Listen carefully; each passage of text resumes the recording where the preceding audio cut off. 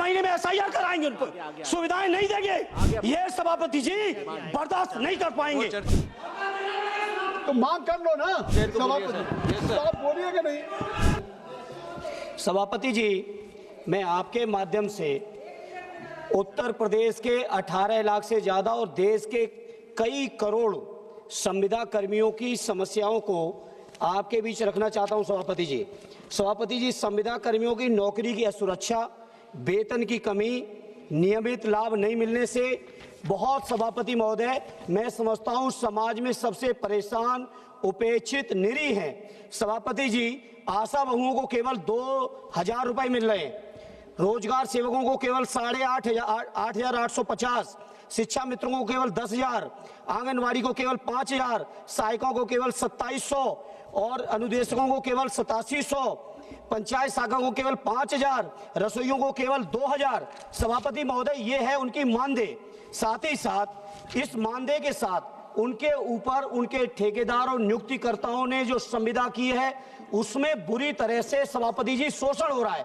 सभापति जी सुन लीजिए, बहुत गंभीर मामला है और देश के अंदर सेवाओं में सबसे आगे, अभी SIR में सबसे ज्यादा यही लोग लगे हैं और कई एक की आत्महत्या कर चुके हैं, इनको हार्ट अटैक हो चुका है। इसलिए सभापति जी, मेरी एक दो मांग सुन लीजिए, सभापति, मेरी सीधी मांग है, केंद्र सरकार जो 5 ट्रिलियन इकोनॉमी की बात करती है, दुनिया की तीसरी चौथी अर्थव्यवस्था की बात करती है, उत्तर प्रदेश सरकार भी दावा कर, सर एक मिनट सुन लीजिए, इन कर्मचारियों को स्थायी किया जाए, स्थायी कर्मियों की जो सुविधाएं हैं, सेवाएं हैं, स्वास्थ्य लाभ है, बीमा,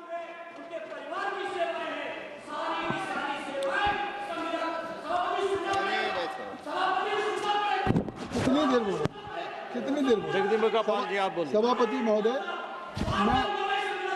मैं आप बोल चुके ना, आप बोल चुके, आपकी मांग आ गई,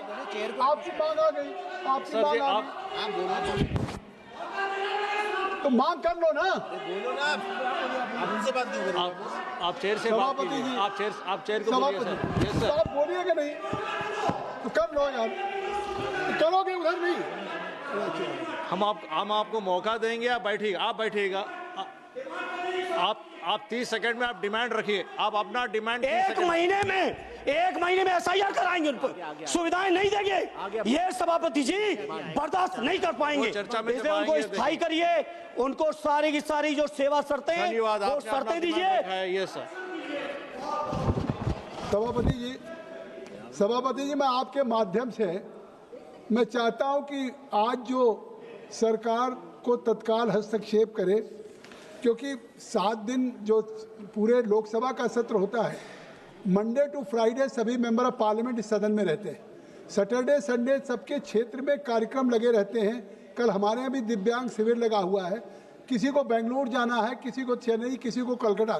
400 इंडिगो की फ़्लाइट कैंसिल हो गई, मेरी शाम की रात की फ़्लाइट थी वो कैंसिल हो गई, कल सुबह की फ़्लाइट कैंसिल हो गई।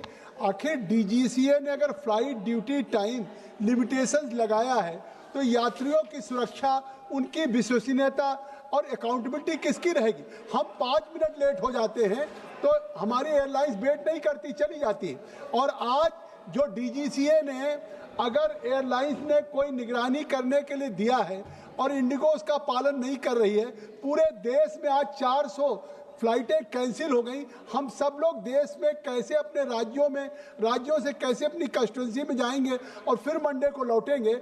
इस स्थिति को सामान्य किया जाए। एक असामान्य स्थिति में सरकार से मैं मांग करता हूं आपके माध्यम से कि इसमें हस्तक्षेप करके तत्काल जो DGCA ने, नागरिक उड्डयन मंत्रालय ने किया है, कि उसका रियल टाइम हो और पैसेंजर फ्रेमवर्क हो, और ये हम लोगों के लिए जो उनके टिकट कैंसिल हो उसका अल्टरनेट अरेंजमेंट हो या उसका रिफंड हो, उसका होटल हो। तो ये इतना गंभीर समस्या पूरे सदन का है, केवल जगदम्बिका पाल का नहीं है।